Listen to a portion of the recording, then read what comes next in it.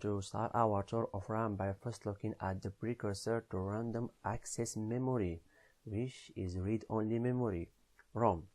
Well, ROM are memory chips that permanently or semi-permanently store data.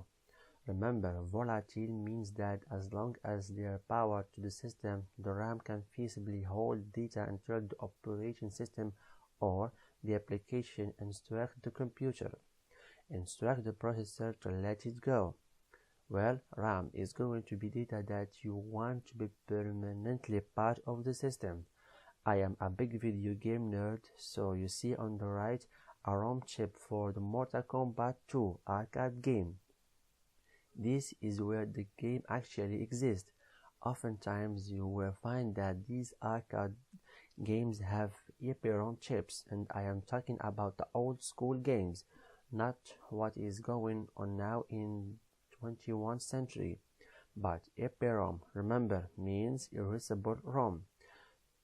So if the vendor, I think Midway, produced Mortal Kombat, they could send an arcade either a replacement ROM chip or more likely an update that the arcade operator can use to go into the administrative menu and override the contents of that ROM chip. As we have seen in our learning path so far, the BIOS UEFI ROM chip on your motherboard is actually electronically erasable and programmable read-only memory. You will find that ROM is used for smartphones, or specifically EPROM is used in smartphones because you want to update the system firmware periodically as new features are added, whether you are on Android or iPhone or Windows Phone OS. Flash memory. This is another point of confusion. Flash memory or solid-state memory can retain its contents without power, so you don't need to have a trickle charge to keep the data there.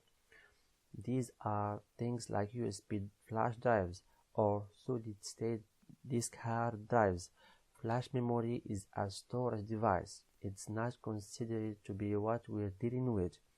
Random access memory, temporary storage. We will deal with flash memory and hard disk elsewhere in this learning path.